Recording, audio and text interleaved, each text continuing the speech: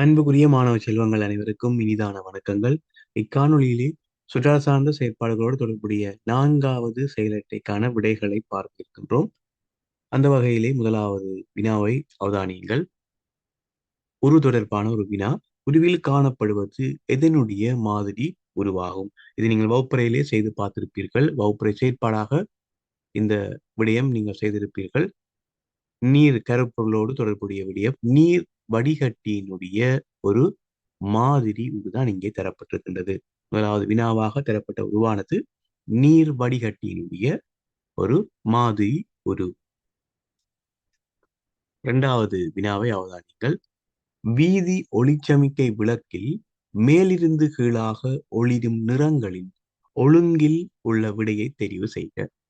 இந்த வினா இலகுவான வினாவாக இருந்தாலும் ஒரு விடயத்தை நீங்கள் கற்கின்ற போது நுணுக்கமாக எவ்வாறான வடிவத்தில் வினாக்கள் இடம்பெற்றாலும் அதற்கு விடையளிக்கக்கூடிய வகையிலே நீங்கள் கற்றுக்கொள்ள வேண்டும். அந்த வகையிலே வீதி ஒளிச்சமிக்கையிலே இருக்கக்கூடிய நிறங்கள் எல்லோருக்குமே தெரியும்: சிவப்பு, பச்சை, மஞ்சள். ஆனால் இங்கே கேட்கப்பட்ட வினா மேலிருந்து கீழாக ஒளிரும் நிறங்களுடைய ஒழுங்கு. மேலே சிவப்பு, இரண்டாவதாக நடுவிலே மஞ்சள், மூன்றாவதாக பச்சை என்கின்ற ஒழுங்கிலே அவதானித்திருப்பீர்கள். ஆகவே இரண்டாவது வினாவுக்கு மிகச் சரியான விடை மூன்றாவது விடை, சிவப்பு, மஞ்சள், பச்சை. அதாவது மேலிருந்து கீழாக, கீழிருந்து மேலாக என்கின்ற போது பச்சை, மஞ்சள், சிவப்பு ஞாபகத்திலே வைத்துக் கொள்ளுங்கள். மூன்றாவது வினா, பச்சையாக உண்ணக்கூடிய உணவுகளை உண்பதற்கு முன்பு அவசியம் செய்ய வேண்டியது. இது எமது உணவோடு தொடர்புடைய ஒரு வினா. எமது உணவு என்கின்ற கருப்பொருளே இடம்பெறுகின்ற ஒரு வினா. பச்சையாக உண்ணக்கூடிய உணவுகளை உண்பதற்கு முன்பு அவசியம் செய்ய வேண்டியது. முதலாவதாக, வெட்டிய பின் கழுவி உண்ணுதல், உப்பு நீரில் கழுவுதல், கொதி நீரில் கழுவுதல். எப்பொழுதுமே பச்சையாக உண்ணக்கூடிய உணவுகளை உண்பதற்கு முன்னர் நிச்சயமாக நீங்கள் உப்பு நீரில் கழுவிக்கொள்ள வேண்டும். உப்பு நீரிலே கழுவிக்கொள்ள வேண்டும். அப்போது கிருமிகள் அகற்றப்பட்டு தூய்மையாக இருக்கும். அதே நேரம் பச்சையாக உண்ணக்கூடிய உணவுகளை நன்றாக கழுவிய பின்னரே வெட்டி கொள்ள வேண்டும். உதாரணமாக கீரை வகை உணவுகளை எடுத்துக்கொள்வோமானால் செலாதாக தயாரிக்கின்ற போது நீங்கள் நன்றாக கழுவி, உப்பு நீரிலே நன்றாக கழுவிய பின்னர் வெட்டி பயன்படுத்திக் கொள்ள வேண்டும். வெட்டிய பின்னர் கழுவுவது அவ்வாறு அவ்வளவு உகந்ததல்ல. நன்றாக ஞாபகத்திலே வைத்துக் கொள்ளுங்கள். பெரும்பாலும் கீரை வகை உணவுகளை நாங்கள் நன்றாக கழுவிய பின்னரே வெட்டி சமைத்துக் கொள்வோம். வெட்டிய பின்னர் கழுவுவது அதில் இருக்கக்கூடிய போசனை கூறுகளை இழக்கச் செய்யும். அதனையும் நினைவிலே வைத்துக் கொள்ளுங்கள். நான்காவது வினா, கீழே தரப்பட்ட இடங்களில் எமது தேசிய மரபுரிமையாகவும் உலக மரபுரிமையாகவும் கணிப்பு பெற்றுள்ள இடமாக அமையாதது. ஆகவே இரண்டு விடைகள், தேசிய மரபுரிமையாகவும் உலக மரபுரிமையாகவும் கணிப்பு பெற்றுள்ள இடங்கள் இங்கே இரண்டு விடைகள் இருக்கின்றன. அந்த வகையிலே மூன்று உருக்களையும் பாருங்கள். இங்கே உரு தொடர்பாகவே இந்த வினா வழங்கப்பட்டுள்ளது.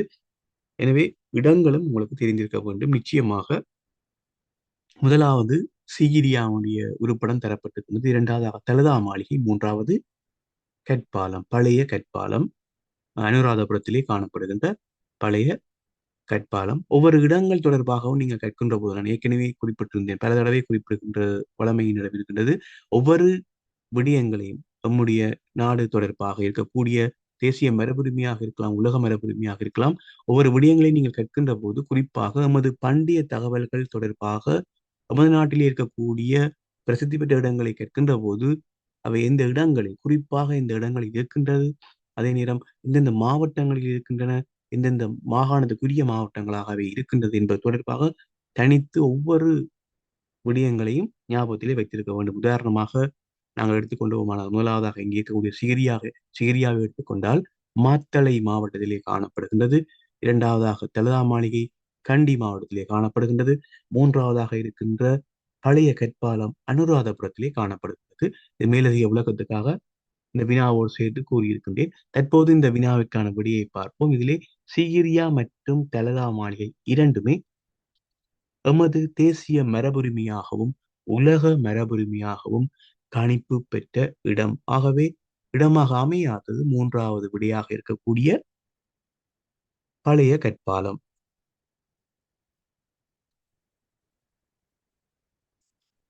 ஐந்தாவது வினாவை அவதானிகள். நீரிழிவு நோயாளர்கள் உண்பதற்கு உகந்த உணவு வகை எது? நீரிழிவு நோயாளர்கள், இதிலே முதலாவது உருளைக்கிழங்கு, அடுத்ததாக மிளகாய், மூன்றாவது கிராமணி பெயர். இதிலே மிக உகந்த உணவாக நீரிழிவு நோயாளர்களுக்கு அவர்கள் உண்பதற்கு உகந்த உணவாக கெராமணி பயிறு காணப்படுகின்றது. அதாவது கௌப்பி என்று அழைத்துக் கொள்வோம். அதனுடைய மறுபெயரும் தெரிந்திருக்க வேண்டும். அடுத்த வினா, ஆறாவது வினாவை அவதானித்துக் கொள்ளுங்கள். பொலித்தீன் பிளாஸ்டிக் கழிவுகளை இட வேண்டிய குப்பை கூடையின் நிறம் யாது? பொலித்தீன் பிளாஸ்டிக் கழிவுகளை இட வேண்டிய குப்பை கூடையின் நிறம். இதிலே நிறங்களோடு தொடர்புடைய விடயங்கள் நான் ஏற்கனவே தனித்து காணொலியாகவே பதிவேற்றிருக்கின்றேன். குப்பை கூடைகளுடைய நிறங்கள், அவற்றுக்கான விளக்கங்கள், தவாற்பட்டிகளுடைய நிறங்கள், அவற்றுக்கான விளக்கங்கள், வீதிகள், தேசப்படத்திலே குறிக்கப்படுகின்ற அந்த நிறங்கள், அதே போல ஒளிச்சமிக்கை விளக்குகள், அவற்றுடைய கருத்துக்கள், குளிர்பான போத்தல்களிலே சீனியினுடைய அளவை காட்டக்கூடிய நிறங்கள், அவற்றுக்கான கருத்துக்கள், இவ்வாறாக தனித்து காணொலியாக போட்டிருக்கின்றேன். அதை நீங்கள் பார்ப்பதன் மூலம் முழுமையாக கற்றுக்கொள்ளக்கூடியதாக இருக்கும். இந்த வினாவுக்கான விடையை பார்ப்போம். Polythene plastic. பொலித்தீன் பிளாஸ்டிக் கழிவுகளை இட வேண்டிய குப்பை கூடையின் நிறம் செம்மஞ்சள் நிறம். ஞாபகத்திலே வைத்துக் கொள்ளுங்கள், செம்மஞ்சள் நிறம். அதே போல தொடர்ந்து 7வது, 8வது, 9வது வினாக்களாக 6, 7, 8, 9 நான்குமே உங்களுக்கு ஆசிரியர் வழிகாட்டியிலே தரப்பட்டிருக்கக்கூடிய அந்த நிறத்தோடு தொடர்புடைய விடயங்களை ஒரே செயலட்டையிலே வழங்கியிருக்கின்றேன். அதுக்கான காரணம் நீங்கள் சரியாக நினைவில் வைத்திருக்கின்றீர்களா என்பதை நீங்களே பரிசோதித்து பார்க்க வேண்டும் என்பதற்காக. அந்த வகையில் 7வது வினா, எஞ்சிய உணவு கழிவுகளை இட வேண்டிய குப்பை கூடையின் நிறம். எஞ்சிய உணவு கழிவுகள் பச்சை நிற குப்பை கூடைக்குள் இட வேண்டும். பச்சை நிற குப்பை கூடைக்குள் இட வேண்டும். 8வது வினா, போத்தல் தகரம். போத்தல் தகரம் போன்ற கழிவுகளை இட வேண்டிய குப்பை கூடையினுடைய நிறம் சிவப்பு. போத்தல் தகரம் போன்ற கழிவுகளை இட வேண்டிய குப்பை கூடையின் நிறம் சிவப்பு. 9வது வினா, கடதாசி குப்பைகளை இட வேண்டிய குப்பை கூடையின் நிறம் யாது? கடதாசி குப்பைகளை இட வேண்டிய குப்பை கூடையினுடைய நிறம் நீலம். ஞாபகத்திலே வைத்துக் கொள்ளுங்கள். இந்த 6, 7, 8, 9 4 வினாக்களும் உங்களுக்கு தரமூன்று ஆசிரியர் வழிகாட்டியிலே இருக்கக்கூடிய அந்த விடயத்தினை எடுத்து அவ்வாறே தொகுத்து இதில் வழங்கியிருக்கிறேன். ஒன்றாக கற்றுக்கொண்டால் இலகுவாக இருக்கும். எந்த ஒரு குழப்பமும் இல்லாமல் ஞாபகத்திலே வைத்துக் கொள்ளக்கூடியதாக இருக்கும். 10வது வினாவை அவதானிங்கள். பின்வரும் வித்துக்களில் காற்றின் மூலம் பரவலடையும் வித்து. காற்றின் மூலம். இதில் எருக்கலை, ஆடையொட்டி, புலிநகம் 3 வித்துக்கள் தரப்பட்டிருக்கின்றது. இந்த இதிலே முதலாவது விடையாக இருக்கக்கூடிய எருக்கலை தான் காற்றின் மூலம் பரவலடையக்கூடிய வித்தாக இருக்கின்றது. ஏனைய 2 விடைகளும் ஆடையொட்டி, புலிநகர், இந்த இரண்டுமே விலங்குகளால் பரவலடையும் வித்துக்களாக காணப்படுகின்றன.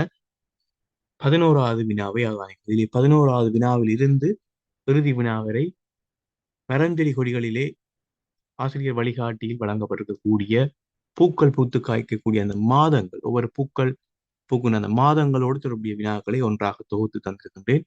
அவற்றை முழுமையாக ஞாபகத்திலே வைத்துக் கொள்ளுங்கள். அந்த வகையிலே 11வது வினாவை பார்ப்போம். பின்வரும் தாவரங்களில் மாசி மாதத்தில் பூக்கள் பூக்கும் தாவரம் எது? 2வது விடையாக இருக்கக்கூடிய மாமரம். மாசி மாதத்திலே பூக்கள் பூக்கின்ற தாவரமாக இருக்கின்றது.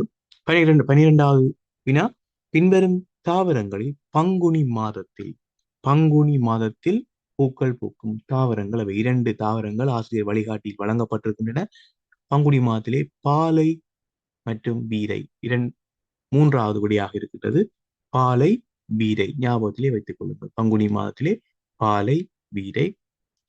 அடுத்தாக 13வது வினா, பின்வரும் தாவரங்களில் சித்திரை மாதத்தில் பூக்கள் பூக்கும் தாவரங்கள். சித்திரை மாதத்திலே முருங்கை மற்றும் வேம்பு முதலாவது விடையாக இருக்கக்கூடிய முருங்கை மற்றும் வேம்பு சித்திரை மாதத்திலே பூக்கக்கூடிய தாவரங்களாக காணப்படுகின்றன. 14வது வினாவை அவதானித்துக் கொள்ளுங்கள். பின்வரும் தாவரங்களில் வைகாசி மாதத்தில் பூக்கள் பூக்கும் தாவரங்கள் எவை? அதாவது இதில் ஒரே ஒரு தாவரம் தான் தரப்பட்டிருந்தது. வைகாசி மாதத்திலே பூக்கள் பூக்கும் தாவரம் இது ஓர்கிட். முதலாவது விடையாக இருக்கக்கூடிய ஓர்கிட்.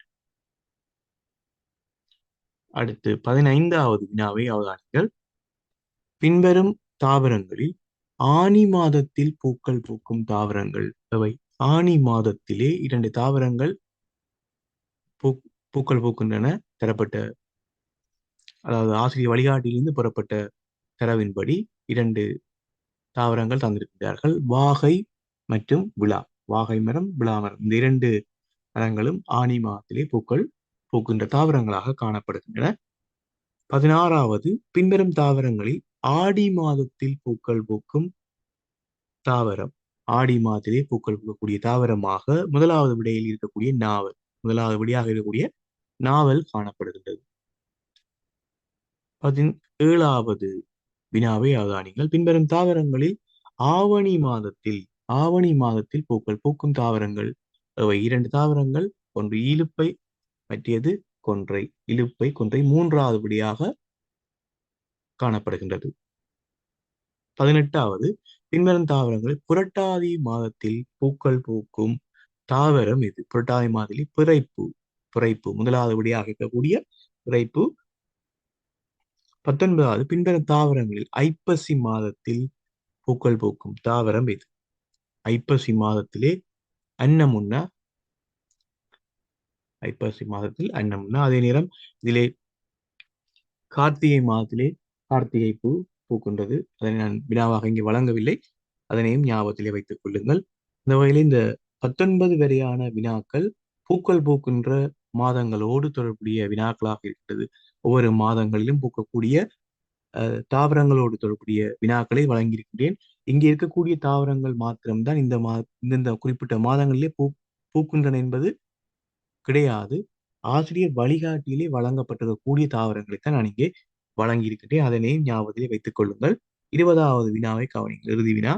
எல்லா காலங்களிலும் பூக்கள் பூக்கும் தாவரங்களை மாத்திரம் கொண்ட விடையை தெரிவு செய்வது. எல்லா காலத்திலும் 3 விடைகளையும் பார்த்தீர்களாக இருந்தால், முதலாவது தென்னை வாழை, அடுத்த வாழை நாவல், அடுத்து தென்னை மா. இதிலே தென்னை வாழை இவை எல்லா காலங்களிலும் பூக்கின்ற தாவரங்களாக காணப்படுகின்றன. இவற்றுக்கு குறித்த காலம் என்பது கிடையாது. எந்த காலத்திலுமே, எல்லா காலத்திலுமே பூக்கக்கூடிய தாவரங்களாக காணப்படுகின்றன. இந்த 20வது வினா வடிவமானது அடிக்கடி கடந்த கால பரீட்சைகளில் இடம்பெற்ற ஒரு வினா. எல்லா காலங்களிலும் பூக்கக்கூடிய தாவரங்கள், அதே நேரம் குறித்த காலங்களில் பூக்கக்கூடிய தாவரங்கள். இதனை நீங்கள் கடந்த கால வினாபத்திரங்களை செய்கின்ற போது இந்த வினாக்களை அடிக்கடி பார்க்கக்கூடியதாக இருக்கும். ஆகவே இந்த காணொளியிலே 2 முக்கியமான விடயங்களை தொகுத்திருக்கின்றேன். ஒன்று, பூக்கள் பூக்கக்கூடிய இந்த மாதங்கள், அவற்றுக்கு அந்தந்த காலப்பகுதியிலே பூக்கக்கூடிய தாவரங்கள். அதே போன்று குப்பை கழிவுகளை நாங்கள் இடுகின்ற குப்பை தொட்டியுடைய நிறங்கள் தொடர்பாகவும் வழங்கியிருக்கிறது. 2 மிக மிக முக்கியமான விடயங்கள். நிச்சயமாக இவை உங்களுக்கு பரீட்சை வினாத்தாள்களில் குறைந்தது ஒரு வினாவேனும், ஒவ்வொரு பகுதிகளிலிருந்து வினாக்களாக வரும். அதே நேரம் இந்த பகுதிகள் மிக மிக முக்கியமான பகுதிகளாக இருக்கும். ஆகவே நிச்சயமாக இது உங்களுக்கு பயனுள்ள ஒரு செயலட்டையாக இருந்திருக்கும். மீண்டும் அடுத்த செயலட்டைக்கான விடைகளோடு அடுத்த காணொளியிலே சந்திக்கின்றேன். நன்றி.